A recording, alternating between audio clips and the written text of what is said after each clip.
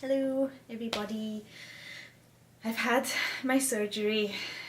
That was what, 2 weeks ago now? 3 weeks? I don't know. I'm so confused. It went well. It did. I'm still a little sore. The wound across the breast is healing nicely. It's the one under my arm where they removed the lymph node. I can just about stretch, about here, and then it feels like a hard line under the skin. I don't know if it's the scarring or I've read something about cording. I don't know what that is. It was an early start, 7:30 in the morning, which isn't so bad, I guess, when you've got a baby, because you're up at that time anyway. I went in. Basically, they spent all morning asking me lots of questions. They would ask me the same questions. It would be a different person, same questions. The one that kept making me laugh, they kept saying, is there any chance you could be pregnant? It's like, I just had a baby, I don't want another one just yet. I don't even know if I can, but we'll see. Yeah, lots of questions, and then they made a mark on my arm. It was just a little arrow to say this side. There was a few other people in the waiting room who were a little worried because you'd think they know which side they're doing, but I guess it's to be doubly sure. Maybe it happened in the past, I don't know. I got taken upstairs around, was it 10? I think 10 o'clock, so I was waiting around a while. It did actually feel like it went quick. I guess because I was getting into different rooms and asked lots of the same questions. So I went upstairs to get the radioactive dye put in. It hurts. The guy said that it should feel like a bee sting, but I was kind of, really wincing. He said that the younger you are, the more painful it is, because you don't have as much elasticity in your skin as older women. So I guess that's why I was in a little bit more pain. But yeah, I guess it was like a bee sting, but it lasts a while because he has to inject it and then they put the liquid in slowly. Ugh. Don't want to do that again. It's a little bit painful. Then later on, I think it was 11, I got taken back upstairs again to have a mammogram. And I lay down on a bed and was tilted to the side, and my breast went into the clamp. And then I think they took a mammogram first to check where the clip was, and they did some measurements, and then I got taken out. I got the local anaesthetic put in, again, needle into the breast. And then the wire was inserted. I think that was the worst bit because they punched through the skin and you can't feel it, but you're imagining, I guess, what it feels like. When it was in, she had to punch through something. I don't know what else she punched through, but she had to punch through something else because my whole body kind of jerked again. So that wasn't nice. And all this while, it took a few attempts, like 3 or 4 attempts, to get it to the right bit because they had to match the wire where the clip was, which I had in my breast. So you have to kind of stay still. I was getting a little panicky, but I managed it, which was good. So there was 2 other women there who were having the same, if not similar, operation to me. One of the women said that we are very lucky because the surgeon that we have is one of the best in Scotland, which is good. I didn't know. I try not to look these things up, but I guess she did. So I guess I felt better after that. But it was nice to talk to them, and we had a laugh about stuff. You kind of have to. So then, was it about 12? think it was just after 12, I was taken into the anaesthetic room. It's probably not the name of the room, but that's, I don't know, the room where they put you to sleep. She put a cannula in and she gave me anti-sickness drugs and then the anaesthetic. And I remember it started to go in and I didn't feel anything, and then the nurse next to me said, you'll start to feel sleepy soon. You'll just feel it kind of sucking you in. And just as she said that, I said, oh yeah, I can feel it now. And that's all I remember saying. I was asleep. So I was waking up. I felt so groggy and sick. I was actually really struggling to wake up. The guy, I could just hear my name being shouted. He's like, you need to wake up now, come on. I was trying my hardest. It was so hard. It was like wading through tar. I've never felt that before. It was such a strange sensation. So eventually I got moved around to the ward. There was 3 other women.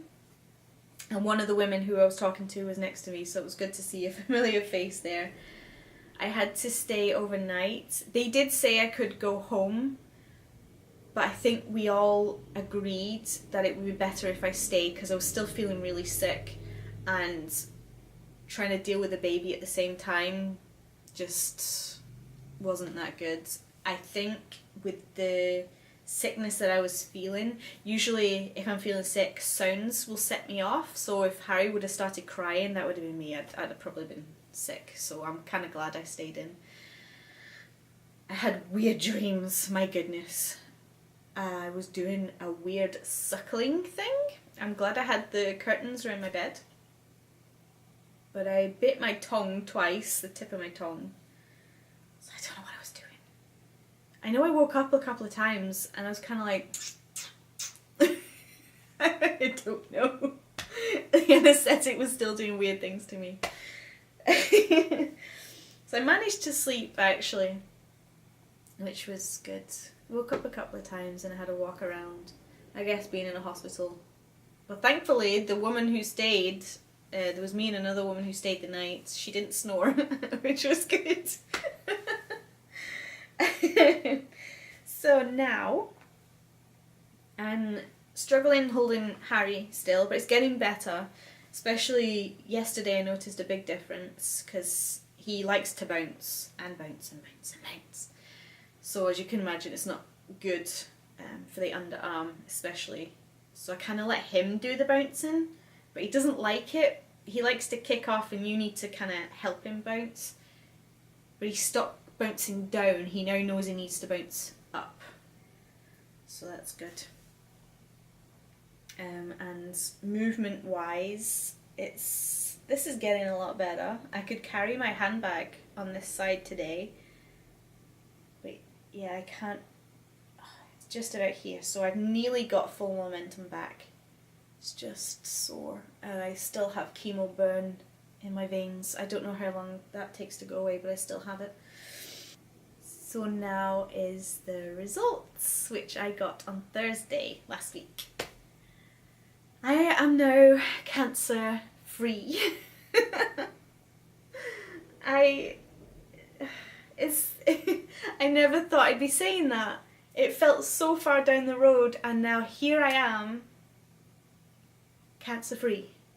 The tissue that they took out from the breast tested negative, and the lymph nodes that they took out tested negative. So right now, I know I should be more positive about this, but right now I am cancer free. I feel like I'm going to be living in fear for the rest of my life, thinking that this is going to come back, and I'm going to try my hardest not to, but I have to be realistic. It could come back. I still have radiotherapy to go through. In a few weeks I have an appointment with them, and then I arrange my actual radiotherapy appointment then. So in a few weeks I will get zapped by a laser, I think for 4 weeks, I'm not sure. I thought it was going to be 3, but it's a bit longer. But yeah, I'm happy. It's still not kind of sunk in, I think because I've got the radiotherapy to go through. So it's not quite over, but right now I'm not cancer free. I'm cold. I got my hair shaved off what had come back. It was getting quite thick, but they really did recommend it to get shaved off. And you lose so much heat through your head. I have so many goose pimples. Now what hair comes back is going to be mine, and I can do whatever I want with it. So, I have this weird bit at the front here. It kind of, the way it's growing is in a circle. My husband keeps telling me it's my horn.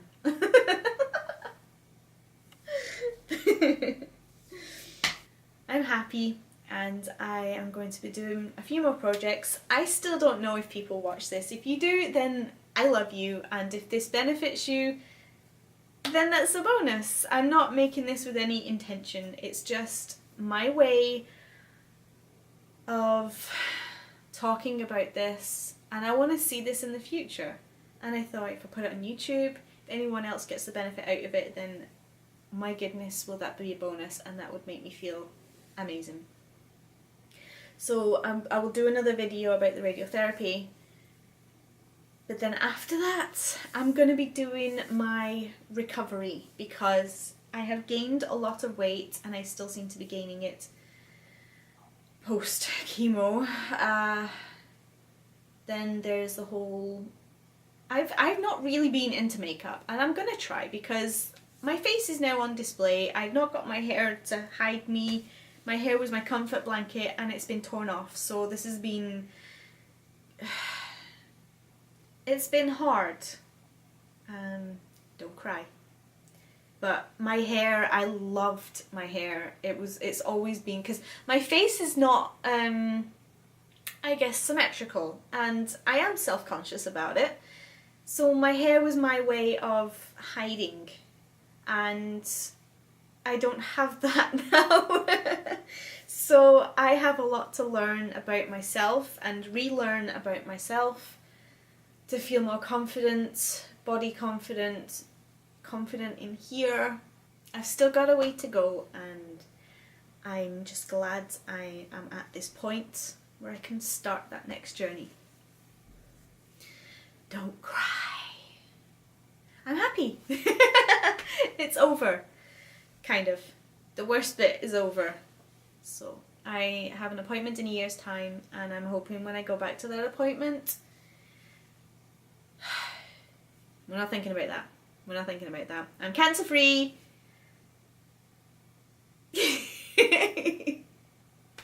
I don't know what else to say. I'm happy.